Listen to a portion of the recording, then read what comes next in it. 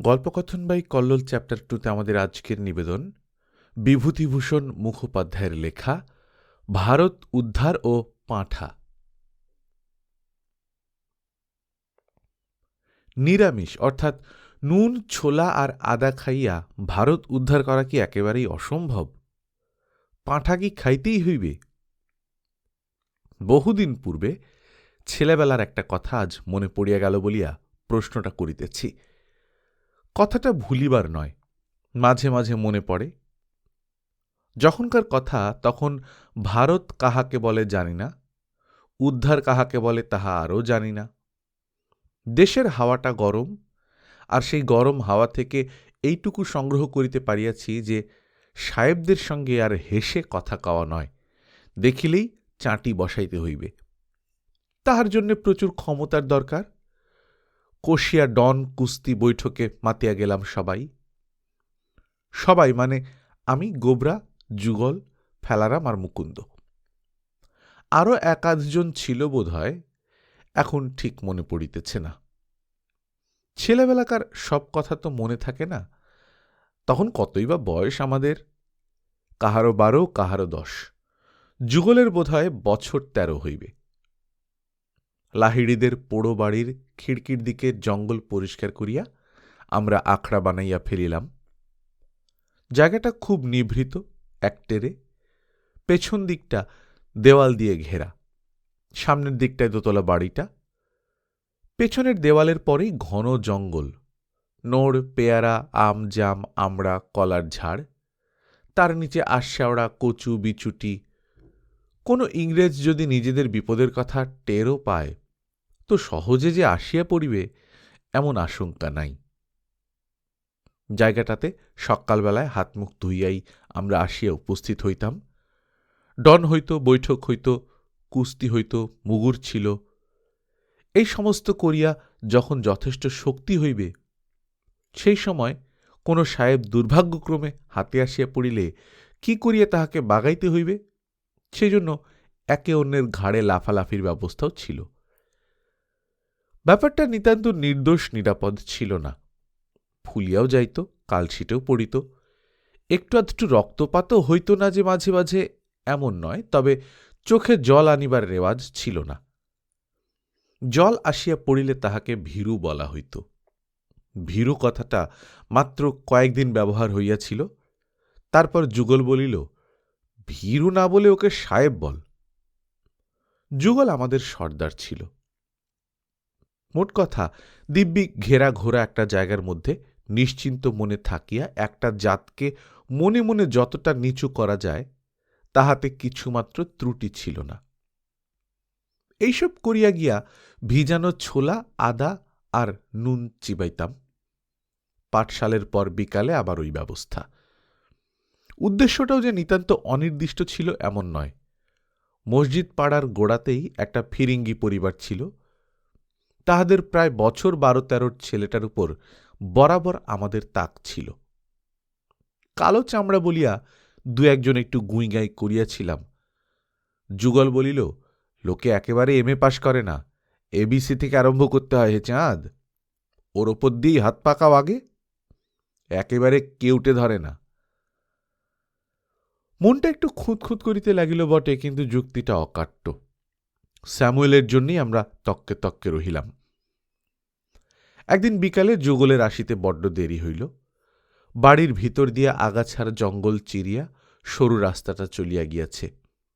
বেশ গা ঢাকা গোছের সন্ধ্যা হইয়া গিয়াছে। অনুশীলন শেষ করিয়া আমরা উদ্বিগ্নভাবে পথের দিকে চাহিয়াছি। এমন সময় দূর হইতে দেখি নূতন কে একজন অতিশয় মন্থর গতিতে আমাদের পানে চলিয়া আসিতেছে। গতিটা শুধু মন্থর নয়, একটু যেন এক পেশে, অর্থাৎ ডান দিকটায় একটু যেন খোঁড়াইতেছে লোকটা। সন্ধ্যার আবছায়ায় কিরকম হঠাৎ একটা আতঙ্ক হইল। যুগল নাই, তাহার উপরে আবার নূতন মানুষ কে আসে? বোধহয় পলাইবারই পথ খুঁজিতেছিলাম। এমন সময় আগন্তুক হাত তুলিয়া থামিতে ইশারা করিল। ততক্ষণে কাছেও আসিয়া গিয়াছে। দেখি আমাদের যুগল। ভয় গিয়া তীব্র বিস্ময়ে সকলে হাঁ করিয়া রহিলাম। যুগলের নাকের বাঁ দিকটা ফুলিয়া ঠেলিয়া আসিয়াছে, মুখের ডান দিকটা এমন ফুলিয়া গেছে যে ঠোঁট দুইটাকে যেন মনে হইতেছে একটা ছোট পাউরুটি। কপালে একটা এতখানি কালশিটে, চোখ দুইটার নাকের দিকের কোণ দুইটা প্রায় বুঁজিয়া আসিয়াছে। এদিকে মাল কোঁচার কাপড় ছিঁড়িয়া ফাতরাফাই হইয়া গিয়াছে, পাঞ্জাবিটা গলার সামনাসামনি শেষ পর্যন্ত ছিঁড়িয়া আসিয়া কোটের মতো দুই ধারে সরিয়া গিয়াছে। আমরা প্রায় সকলেই একসঙ্গে প্রশ্ন করিয়া উঠিলাম, ব্যাপার কি রে যুগল? যুগল মুখ নাড়িয়া কি একটা বলিবার চেষ্টা করিল, কিন্তু মুখটাও ভালো করিয়া নাড়িতে পারিল না, কিছু বোঝাও গেল না। মুকুন্দ বলিল, ঠিক বুঝতে পারলাম না, ভালো করে বল। যুগল ঝাঁঝিয়া উঠিল, তাহাতে কথাটা যদিও আরো জড়াইয়া গেল, কিন্তু আওয়াজটা জোর হওয়ায় বোঝা গেল। ঝাঁঝিয়া বলিল, বলছি শুধু নুন ছোলায় কাজ হবে না, পাঁটা খেতে হবে। তা কালার মতো খালি, ভালো করে বল, ভালো করে বল। উহ করিয়া হাত দিয়া মুখের ডান দিকটা চাপিয়া যন্ত্রণায় মুখটা বিকৃত করিয়া বসিয়া ডাইনে বায়ে দুলিতে লাগিল। ব্যাপারটা চোখের সামনে যতটুকু দেখিতেছি তার সঙ্গে নুন ছোলার উপর পাঁঠা চাপানোর কি সম্বন্ধ বুঝিতে না পারিয়া সকলে পরস্পরের মুখের পানে চাহিলাম। দারুণ কৌতূহল হইতেছিল, কিন্তু যুগলের অবস্থা দেখিয়া, বিশেষ করিয়া মেজাজ দেখিয়া, কেহই আর ঘাঁটাইতে সাহস করিলাম না। একটু পরে যুগল নিজেই কথা কহিল, প্রশ্ন করিল, মুখটা খুব ফুলে গেছে না রে? গোবরা উত্তর করিল, ভেবেছিলাম তুই বুঝি মুখোশ পরে ভয় দেখাতে আসছিস, সন্ধে হয়েছে দেখে। আমি প্রশ্ন করিলাম, বলতা নাকি রে যুগল? যুগল কপাল, নাক এবং ঠোঁটের ওপর আলগাভাবে হাতটা বুলাইতে বুলাইতে বিরক্তভাবে বলিল, হাঁদার মতো কথা কোষ্ণে শৈল, বলতা কামড়ালে এমন খাপছাড়া হয়ে ফলে কখনো? মাদার ফলের মতো হয়ে গেছে মুখটা। একটু চুপ করিয়া কতকটা রাগিয়াই ফেলারামকে প্রশ্ন করিল, একলাই শ্যামলকে সায়স্তা করতে পারবো বলতে গেলি কেন রে কাল? উফ, ফোলাটা চরচর করে বেড়ে। ফেলারাম বলিল, দেখলাম তুই একলা কাল গোবরার মুকুন্দর মশাড়া নিলি, তাই। যুগল মুখের উপর হাতটা চাপিয়া বলিল, বকাসনি বলছি ফেলা, তোদের ফুর্তি বেড়েছে, মিছিমিছি উস্কে দিয়ে। মুকুন্দ বলিল, তুই একলা যেতে গেলি কেন? আমাদের কাউকে। যুগল ঘাড়টা তাহার পানে একটু ঘুরাইবার চেষ্টা করিল, না পারিয়া সামনের দিকে চাহিয়া বলিল, বাহাদুরি রাখ, জানা তোরা তো 5 জন রয়েছিস। কথা বাড়াইয়া ফল নাই দেখিয়া সবাই আবার চুপ করিয়া রহিলাম। একটু পরে মুকুন্দ বলিল, ওদের সুবিধে, ওরা বক্সিং জানে, তাই।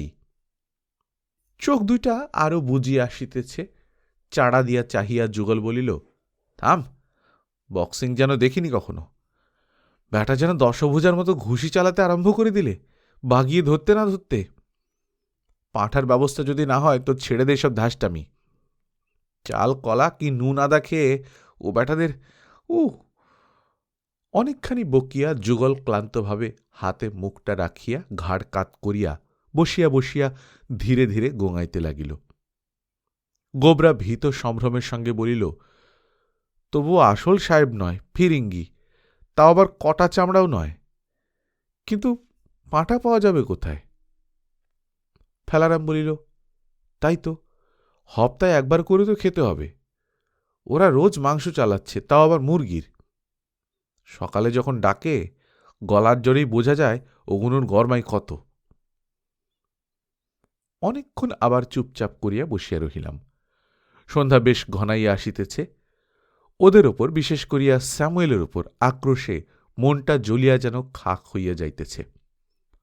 কিন্তু পাঁঠার কোনো উপায় না দেখিতে পাইয়া শুধু মাঝে মাঝে নিষ্ফল আক্রোশের দীর্ঘশ্বাস পড়িতেছে এক একটা। একটু পরে ফোলা নাকে খুব একটা চাপা দীর্ঘশ্বাস ফেলিয়া যুগল বলিল, ওঠ, রাত হয়ে গেল। ও ব্যাটাদের জয় জয়কার এখনো কিছুদিন। দেখ না, সবার বাড়িতেই পুজো হয়, তা এক মা কালী ছাড়া সব। আমি দরদের সঙ্গে বলিলাম, বলতা কামড়ানোর কথাই বলিস জুগলো। মা শেতলার দয়ায় তোর মুখটা সেই রকম নিটল হয়ে ফুলে আসছে, না রে ফেলা? আর আছে ততটা এবড়ো খেবড়ো? সবাই যেন বড্ড মন মরা হইয়া গেলাম। অবশ্য যুগলের মুখের ফোলাটা 2-3 দিনের মধ্যেই কমিয়া গেল, কিন্তু আর তেমন গা নাই যেন কাহারও। কতকটা হাল ছাড়িয়ে দেওয়া গোছের ব্যাপার। আখড়ায় আসিতে হয় আসি, একটু আধটু ডন বৈঠকও যে না হয় তা নয়, কিন্তু স্যামুয়েল ঘটিত ব্যাপারটার আগে ভারত উদ্ধারের উদ্দীপনায় তাহাতে যেমন একটা উগ্রতা ছিল, স্যামুয়েলকে মনে মনে চোখের সামনে দেখিতে দেখিতে ডন বৈঠক করিতে করিতে যেমন ঘামিয়া উঠিতাম, সে জিনিসটি আর নাই। কেমন যেন ভোঁতা হইয়া গিয়াছে। বেশিরভাগ সময় কাটে পাঁঠা জোগাড়ের গল্প করিয়া। কোনো উপায় ঠাহর করিতে না পারিয়া বিষণ্ণ মনে যে যার বাড়ি চলিয়া যাই। ছোলাতে আর ভক্তি নাই, কোনোদিন ভিজাইতেই ভুলিয়া যাই, কোনোদিন বা আদাই থাকে না। নেহাত শপথ লইয়া ধরা আঙ্গুলের ডগায় গোটা 10-12 ছোলার দানা মুখে ফেলিয়া দিয়া অশ্রদ্ধার সঙ্গে চিবাইতে চিবাইতে চলিয়া যাই। ভীমের আদর্শে ভাতের সঙ্গে ফ্যান যেমন চলিতেছিল, এখন পানসে বোধ হয়। স্যামুয়েল যে কি মোক্ষম ঘা দিল। আর একটা কথা, স্যামুয়েলের খোঁজও করা হইয়াছিল সকলে একজোট হইয়া। দেখা গেল সে আরেকটা ছেলেকে সাথী করিয়া লইয়াছে। 2 দশভুজার সম্মিলিত ঘুষির হিসাব করিয়া আর কেহ ঘেঁষিলাম না। তারপর একদিন যুগলী সমস্যার সমাধান করিল। একদিন দেখি হঠাৎ চরণ দাসের মার নাতিকে আনিয়া হাজির। এরা জাতিতে বাগদি। চরণদাস মারা গিয়াছে, তাহার বুড়িমা এই বছর দশকের নাতিটিকে লইয়া দিনাতিপাত করিতেছে। বুড়ির বাড়ি সংলগ্ন খানিকটা জমি আছে, একটা ডোবা আছে, তরি তরকারিটা মাছটা বেচিয়া চলিয়া যায়। একটা গরু আছে, আর আছে একপাল ছাগল, মাদি মদ্য ধাড়ি বাচ্চায় অনেকগুলো। তখন রাখি বন্ধন প্রভৃতির হুড়াহুড়ি খুব। যুগল বলিল, আরেক ভাইকে ডেকে নিয়ে এলাম, তোমরা সবাই কোল দাও এক এক করে। সবাই একে একে সুদামকে আলিঙ্গন করিলাম। যুগল তাহার কপালে আখড়ার মাটির তিলক দিয়া বলিল, ভারত উদ্ধার করতে হবে সুদাম ভাই। সুদাম নিশ্চিন্তভাবে ঘাড় নাড়িল, যেন ব্যাপারটা নারিকেল গাছে ওঠার মতো বা জলে ঝাঁপাই ঝোড়ার মতোই নির্ভাবনার কথা। একটা অস্পষ্ট ধরনের ধারণা করিয়া লইয়াছে, বাড়ি কিংবা চারিদিকের জঙ্গলের মধ্যে কিছু স্পষ্টতর অর্থ খুঁজিয়া পায় কিনা দেখিবার জন্যে একবার বিমূঢ়ভাবে চারিদিকে চাহিল। তাহার প্রশ্ন করিল, তার জন্য এখন তাহলে কি করব? তাহার সুপুষ্টু শক্তিমান দেহ দেখিয়ে আমি বলিলাম, একবার স্যামুয়েলকে আচ্ছা করে যদি। যুগল কড়া চোখে ইশারা করিয়া আমায় থামাইয়া দিল। সুদামকে বলিল, আজ তোর প্রথম দিন, এখন গোটা কতক ডন বৈঠকি করে নিয়ে বাড়ি যা। ছোলা ভিজিয়ে রেখে এসেছিলি? সুদাম বলিল, হ্যাঁ, আরেকটা ছাগলের ছানা মরে গিয়েছিল, সেটাও রান্না আছে। সকালের ঠাকমা বুড়িতে আমাতে অর্ধেকটা খেয়েছিনু, বাকিটা রয়েছে। সুদাম চলিয়া গেলে যুগল আমার পানে চাহিয়া খেঁচাইয়া বলিল, এ কেবলাকান্তের যার সঙ্গেই দেখা কালি স্যামুয়েলকে ঠ্যাঙাও, তুই নিজে জানা। তারপর একটু থামিয়া সহজ কণ্ঠে বলিল, সুদেকে এক মতলব করে টানলাম। ও বেটা বাগদির পো ভারত উদ্ধার করবে না ছাই করবে, বলে আমরাই এত করে থই পাচ্ছি বড়। ওকে ভিড়লাম এক মতলব করে। আমাদের কৌতূহলী দৃষ্টির পানে চাহিয়া লইয়া বলিল, ও ঠাকমার অনেকগুলো ছাগল, বাচ্চা থেকে নিয়ে সব সাইজের পাঁঠা হরদম মজুদ রয়েছে। সকলে উৎফুল্ল হইয়া উঠিলাম। গোবরা বলিল, সুদে আনবে বলেছে? ফেলারাম বলিল, তাহলে মাঝারি সাইজের আনতে বলিস যুগল। মুকুন্দ বলিল, হ্যাঁ, একেবারে কচিগুলো কিছু নয়, ঘাস যেন। যুগল সবার মুখের পানে একে একে চাহিয়া শাসনের ভঙ্গিতে বলিল, ব্যাস, সবাইয়ের নোলায় জল এসে গেল। শোন, এই বারণ করে দিচ্ছি, পাঁঠা আদায়ের মতলবে ডেকেছি যদি বলিস ওকে কেউ, তো কিছু বাকি রাখব না তার। ও বেটা মাংনায় পাঁঠা জোগাড়ের পাত্তর কিনা। আর চাইলে ওর ঠাকমা বুড়ি দিচ্ছে অমনি, ডাক সেটি কেপ্পন মাগি। ও একটু এসে জমে বসুক, তারপর মতলব করে বের করতে হবে। ততদিন তোরাও ভাবতে থাক, আমিও মাথা ঘামাই, যার মতলবটা লাগসই হয়। সুদামের জমিয়া বসিতে দেরি হইল না। বাংলাদেশের মধ্যে ওদের নাড়িতেই যা একটু গরম রক্ত আছে। কোস্তা কুস্তির ব্যাপারে একেবারে মাতিয়া উঠিল। আঁকড়া খোড়া, জঙ্গল পরিষ্কার, ডন বৈঠক, মুগুর ভাঁজা, কুস্তি, একধার থেকে সব সাঙ্গ করিয়াও একটুও যেন ক্লান্তি আসে না। আরও কিছু চায়। এক একদিন একটু অসহিষ্ণুভাবে যুগলকে প্রশ্ন করে, বামন ঠাকুর, তিনি আছে কোথাকে? সে যে কাকে উদ্ধার করতে হবে বলেছিলে? সুদামকে সরাইয়া দিয়া এক একদিন আমাদের পরামর্শ হয়। যুগল বলে, কিন্তু সুদের শরীর হয়েছে দেখেছিস? নুন ছোলা খাওয়া নারী তো নয়, কিন্তু কি করে সরানো যায় পাঁঠা? বুড়ি যক্ষীর মতো আগলে বসে আছে। অবশেষে একদিন সুদামের কাছেই কৌশলে পাড়া হইল কথাটা। সুদাম ভারত উদ্ধার সম্বন্ধে অধীরতা দেখাইলে যুগল বলিল, সে তো তোর একার কাজ নয় সুদাম, আমরা কজনই তোয়ের না হলে তো হবে না। সুদাম একটু যেন নিরাশ হইয়া বলিল, কেন, বীর হনুমান তো একরকম বলতে গেলে একাই। যুগল বলিল, ভারত তার মা জানো কি নয় যে অশোক বনে বসে কান্নাকাটি করছে, হনুমান একাই গিয়ে। সুদাম একটু বিমূঢ়ভাবে প্রশ্ন করিল, তবে? চেলার চেয়ে গুরুর জ্ঞান যে এমন কিছু বেশি তা নয়।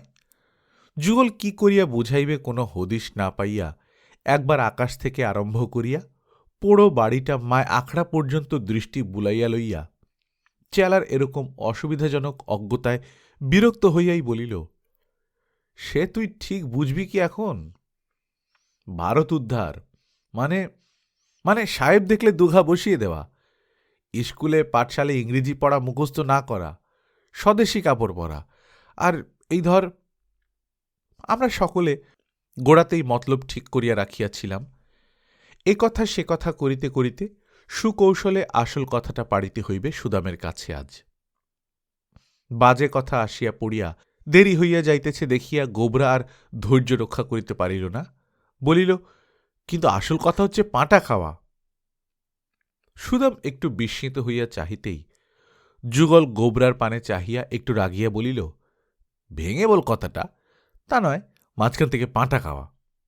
পাঁটা তোর ঠাকমা বুড়িও খায়, কটা ভারত উদ্ধার করেছে। তারপর সুদামের পানে চাহিয়া বলিল, সে কথা নয়, কথা হচ্ছে চাল কলা খেয়ে তো সাহেবদের সঙ্গে বেড়া যায় না। এক একখানা লাশ দেখেছিস তো, ওরা দুবেলা মাংস চালাচ্ছে, তাও মুরগির মাংস।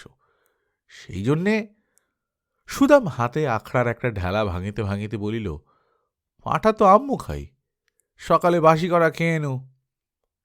যুগল বলিল, তুই একা খেলেই হবে? একা একা তাবৎ সাহেবগুলোকে ঠেকাতে পারবি? ফেলারাম নিচু মুখে একটা খড় চিরিতে চিরিতে কথার গতিবিধিটা লক্ষ্য করিতেছিল। হাত থামাইয়া সুদামের পানে চাহিয়া বলিল, তাই যুগল বলছে আমরা আখড়ার সকলেই যাতে পাঁঠার মুখ দেখতে পাই তার ব্যবস্থা করতে হবে। গোবরা বলিল, আর এক আখড়ার একজনে পাঁটা খায় আর বাকি সব ছোলা চিবোয়, এটা ঠিকও নয়। মুকুন্দ টিকা করিল, এক আখড়ার সবাই গুরুভাই হল কিনা? বৈষ্ণব তো সবাই বৈষ্ণব, আর কি যে বলে পাঁঠা খায় তো সবাই পাঁঠা খায়। প্রসঙ্গটা এই পর্যন্ত আসিয়া একটু বন্ধ হইল, কারণ এবার সুদামের কিছু বলার পালা। কথাটা তাহার দুয়ার পর্যন্ত পৌঁছাইয়া দেওয়া হইয়াছে। সুদাম কিন্তু হ্যাঁ না কিছু না বলিয়াই একটা ঘাসের শীষ তুলিয়া দাঁতে কাটিতে লাগিল। যথেষ্ট সময় দেওয়ার পরও যখন কিছু বলিল না, ফেলারাম কতকটা নির্লিপ্তভাবে বলিল, তাই যুগল বলছিল, তুই সুদাম যদি মাঝে মাঝে জোগাড় করতিস পাঁটা, তো আমাদের মস্ত বড় একটা সমস্যা মিটে যেত। তাহাতেও উত্তর নাই দেখিয়া একটু থামিয়া বলিল, অবশ্যই তো ঠাকমাকে বলে। সুদাম ভুরু নাচাইয়া বলিল, তুমি গিয়ে কয়ে দেখো না বুড়িকে, দেখব কেমন বুকের পাটা। গোবরা বলিল, বলতেই যে হবে তার মানে কি? একটা ভালো কাজের জন্য নেহাত দায় পড়ে পাঁঠা খেতে হচ্ছে, এতে না বলে সরিয়ে নিলে পাপ হয় না। মুকুন্দ বলিল, তাহলে তো দুর্গাপুজোর জন্য মল্লিকদের বাগান থেকে অত কষ্ট করে যে গোলাপ ফুল তুলে নিয়ে আসি, সেও পাপ।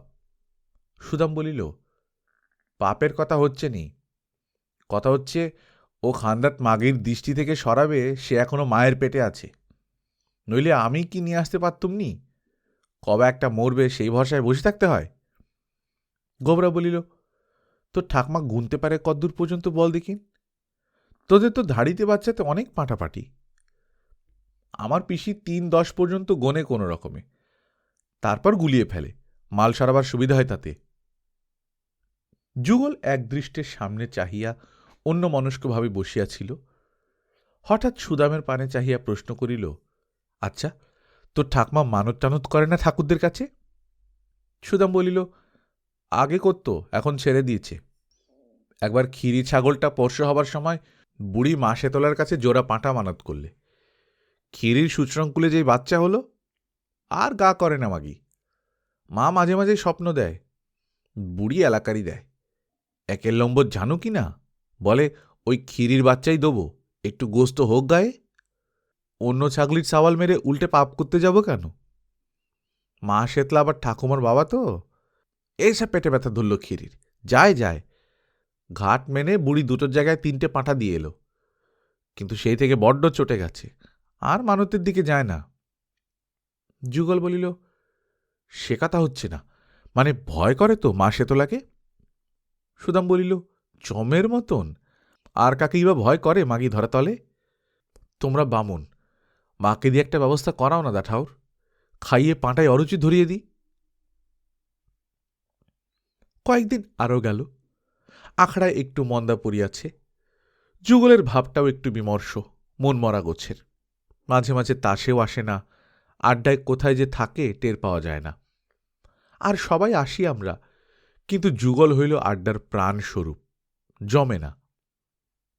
তাহার পর উপরি উপরি 3 দিন অনুপস্থিত থাকিয়া একদিন আসিয়া বলিল, মা মুখ তুলেছেন রে, এবার খা, কত পাঁঠা খাবি। ব্যাপারটা ভাঙিয়া বলিল। আর কোনো উপায় না দেখিয়া যুগল মা শীতলার শরণাপন্ন হইয়াছিল। রোজ সকালে গিয়া ডাবের জল ঢালিয়া আসিত, ছুটি পাইলেই চিলেকোটার ঘরে গিয়া ধর্ণা দিত, শুইবার সময়ও মাকে স্মরণ করিয়া শুইত। মা মুখ তুলিয়া চাহিয়াছেন, সুদামের ঠাকমা জ্বরে পড়িয়াছে। যুগল বলিল, সুদেকে ডেকে এসেছি, সে একটু ছাড়া পেলেই আসবে চলে, কিন্তু আসল জিনিসই পাওয়া গেল না এখন পর্যন্ত। হঠাৎ ফেলারামের পানে চাহিয়া বলিল, হয়েছে ফেলা, তোর বাবার তো গড়গড়া আছে, তার শর্টকাটা জোগাড় কর না। আমরা সকলে অত্যন্ত বিস্মিতভাবে যুগলের মুখের পানে চাহিলাম। যুগল বলিল, সুদে আসুক, বলছি। ফেলারাম বলিল, শর্টকার সঙ্গে তামাকও আনবো নাকি যুগল? বাবা কলকাতা থেকে বেশ খানিকটা ফৌজদারি বালাখানা এনে রেখে গেছে। যুগল আর ফেলারাম কিছুদিন আগে তামাক ধরিয়াছে। তামাকটা সিগারেট অর্থাৎ বিলিতি জিনিস নয়, সেই খাতিরে বা ভক্তিতে। যুগল একটু অন্যমনস্কভাবে বলিল, তা আনিস, দেখিস তোর বাবা এসে যেন আবার টেন না পায়। কথাবার্তার মধ্যে সুদাম আসিয়া পড়িল।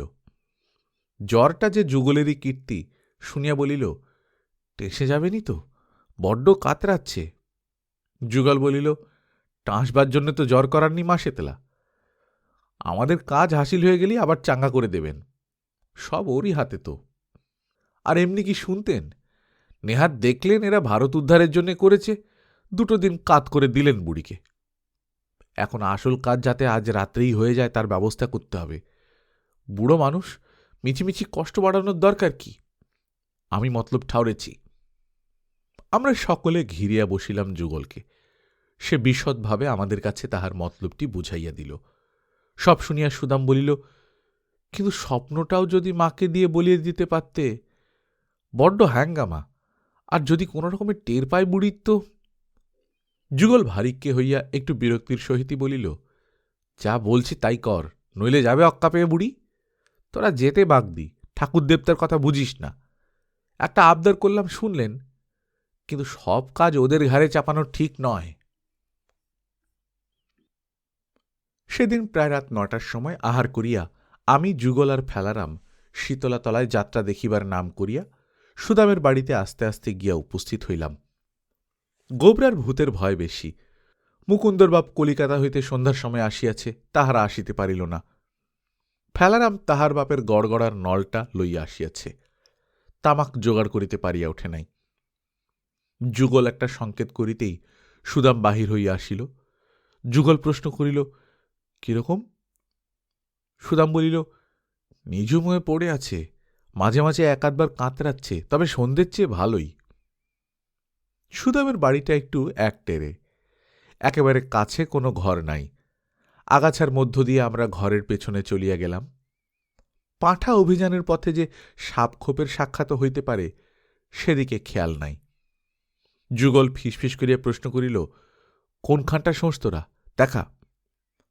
ছেঁচা বেড়ার ঘর, অনেক উঁচুতে, মাঝখানে একটা জানালা। সুদাম আন্দাজে তাহাদের বিছানার জায়গাটা বাতলাইয়া দিল।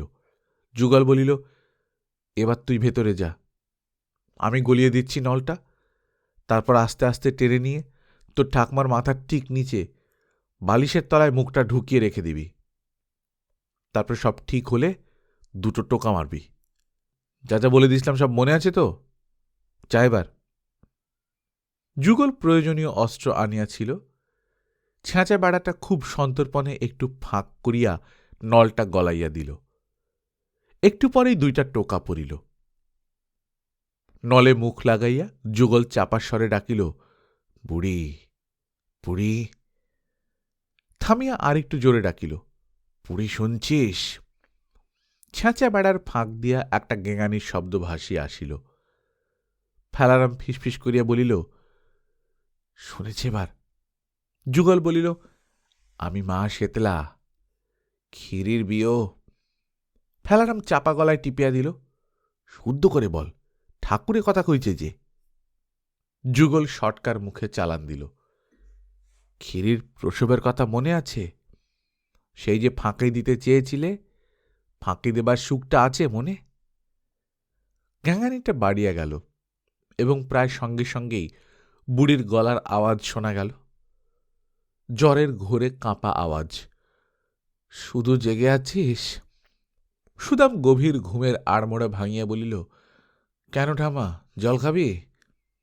না, ঘুমো, একটা বিচ্ছিরি স্বপ্ন দেখনু তাই বলছি। মরগা, কিসের স্বপ্ন দেখলি? স্বপ্ন না জ্বরের তারস? না রে, মা শেতলার স্বপ্ন দেখনু। কি বলে? ক্ষীরি চাকলির কথা বলছিল মা। বলবে নি, তুই জোড়া পাঁটার মানত করে অত ভোগা দিলি। একটু চুপচাপ গেল। তারপর বুড়ি দুই তিনবার কি যেন একটা শোঁকার আওয়াজ করিয়া প্রশ্ন করিল, আচ্ছা শুধু তামাকের বাস আসছে কোথা থেকে বল দেখিন? আমরা ভয়ে কাঁটা হইয়া গেলাম। যুগল নলটা একবার নিজের নাকে দিয়া আমাদের দুইজনের নাকে ঠেকাইল। সত্যই কড়া তামাকের গন্ধ পুরান নলটার ভেতর ফ্যাক ফ্যাক করিতেছে। বুড়ি আরো দুই তিনবার হ্রস্ব নিঃশ্বাস টানিয়া বলিল, না, সত্যই যেন রে, পাচ্ছিস না তুই শুধু? দারুণ উদ্বেগের নিঃশ্বাস বন্ধ করিয়া বসিয়া আছি। যা হোক, সুদামটার বুদ্ধি আছে। খানিকটা চুপ করিয়া বলিল, আমার তো স্বপ্ন নয়, পাবো কোনতে?